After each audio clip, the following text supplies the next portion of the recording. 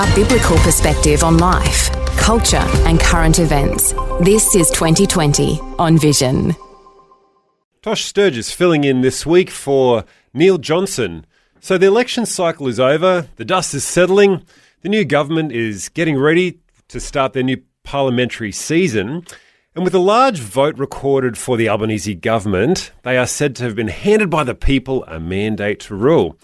Right now we're exploring Christian thought and Christian worldview around the where to after the recent federal election. To our discussion today, we welcome former MP Dr. Mark Robinson. Welcome, Mark. Hey, Tosh, good to be on your program. Great to have you along with us to share a behind-the-scenes politician Christian view on the current state of where things are at right now. The federal policy rollout is about to start happening. And what do you see from a Christian perspective in and around where Australia is going to be heading in areas around the uni debt being cut by 20%, housing affordability, the Uluru Statement, and also even the cost of living around energy, food and childcare? How do you see things panning out as we project looking forward? Well, Tosh, obviously we just had a very big federal election that was very one-sided in the city areas. The Labor Party won the election with a big, very big majority, which they can argue gives them a mandate to put to, what they put to the people. They now can govern under. At the same time, I would say on the suite of things and change that they're signalling now that it also needs to be done with careful restraint.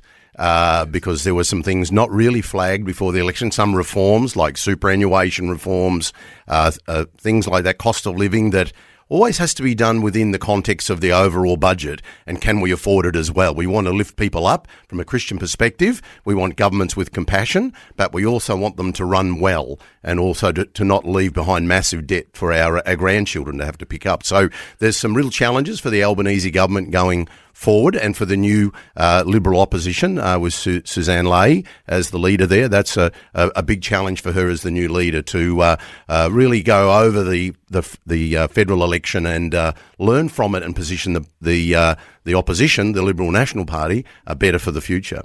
Now, a couple of years ago, there was some criticism of the Albanese government in avoiding questions that were coming from the Senate. Now, there've been, as the media has been saying, there's been a mandate handed to them. They've won a large majority. Now, from a Christian politician's perspective, with that responsibility, they could just go carte blanche and push their policy positions. But from your experience in politics, what are the responsibilities that they need to be carrying within themselves, the self-measure that a government with such a majority needs to have toward the whole of Australia, not just their constituency? Yes, look, I think, again, arguing they have a mandate for some change that they put forward, they need to do it to bring all of Australia with them, and all of Queensland, here in Queensland, to bring all of Queensland with them. And we've seen a change of government happen at a state level with the Christopher Lee LNP government, and they are working through the things they said they would do. They've got to keep those promises and commitments, but they've also got to try and work at a state level, as now the federal government does, to take everybody with them in that journey. If they don't, then they certainly would face a very tough next election, I think, even though they are riding high at the moment. That honeymoon runs out very quickly if you don't bring people with you. And we learnt that from the Newman government in 2012, that if you don't take people with you, they'll what I love about Aussies as a Christian politician myself is they let you know what they think. And I love that about our culture. I hope we'll always be able to speak out and tell politicians and engage and let us know, because then we can make those changes.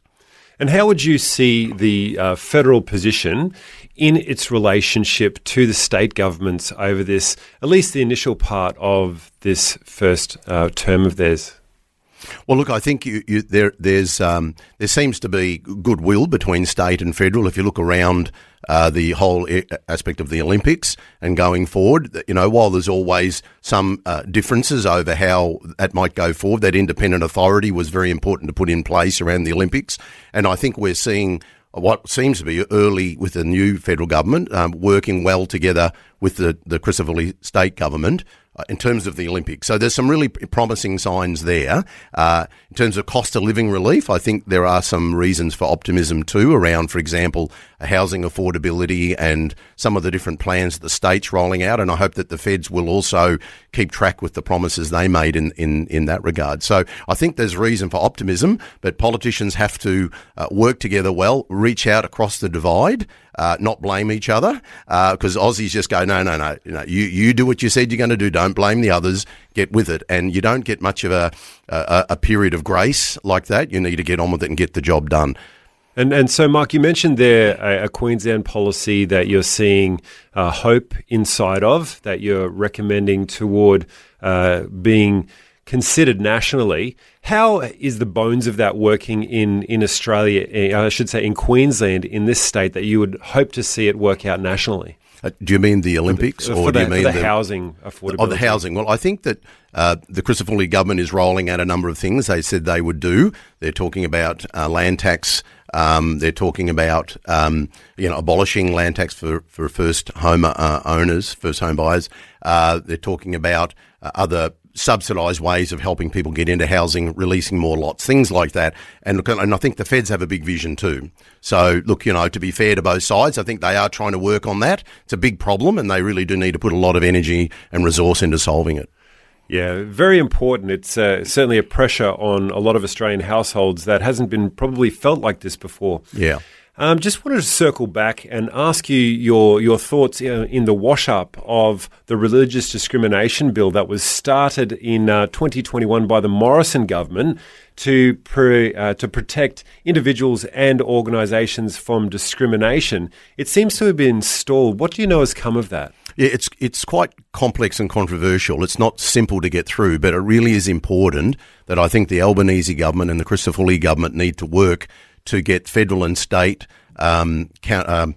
aspects of this through. We need a new Religious Discrimination Act as a standalone act, so that, for example, Christian schools can hire people of their own faith and be confident that those people will deliver what the families that send their kids to those schools expect, so that we can have that choice in education. There's one example. That's under threat at a state level by the previous Respect at Work bill that the current Attorney General correctly is holding up, because there's some problems in that bill.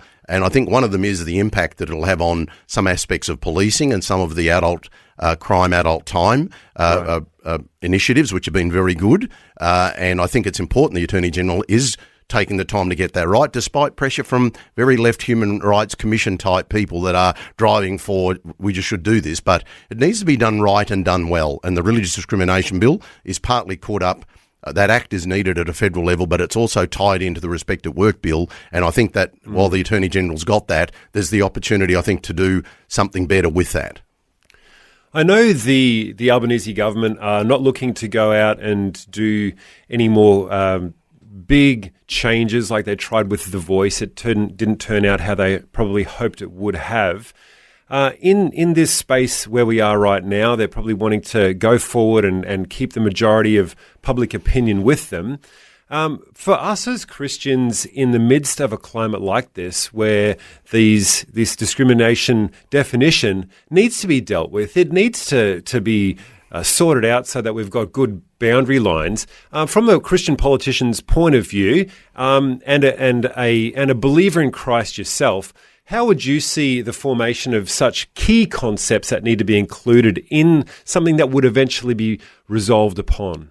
Yeah, it's very important. It is a high priority. It might not be in everybody's centre of their world, especially if they're having cost of living stresses, but these are who you are as a culture. These are who you are as a society, that we have sex discrimination acts. We have a racial discrimination act. We also need that other protected attribute properly protected, so that people of faith can live freely as people of faith. We've always been a Judeo-Christian, now I say a Judeo-Christian multicultural society, and there's so many blessings that many people have brought from other parts of the world into our society and who we are today. But we do need to have those protections, and I would encourage the Albanese government to go back and look at that and keep it simple as a standalone act. It shouldn't be something that has to be bargained off with other acts. It should just be a very simple act put forward, and I think you'd find bipartisan support. Yeah, I think something simple right down the middle of the road is what you're talking about. Even our $50 bill has a preacher on it. He's written up there as an anthropologist, but the bloke was a circuit preacher.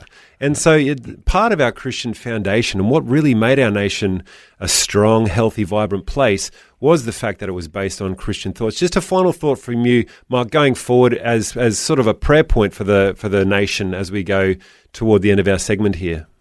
Oh, look, that that will continue to grow stronger and better as a nation. That will be more. I think being unified. I mean, we talk about diversity a lot, and that's important, variety. But I think that unity of who we are as Australians, that's really important that we keep getting that right, that we're inclusive, yes, but we know what it is we are unified around. And I think that's a really critical thing where we are currently as a nation. And I include our Indigenous Australians as part of that. There's lots of different roads forward. Closing the gap in practical ways has always been my focus as a Christian, that we be compassionate, but we also have to do it in a way that works for who we are today in a modern society. And I think that's where the Voice got it wrong.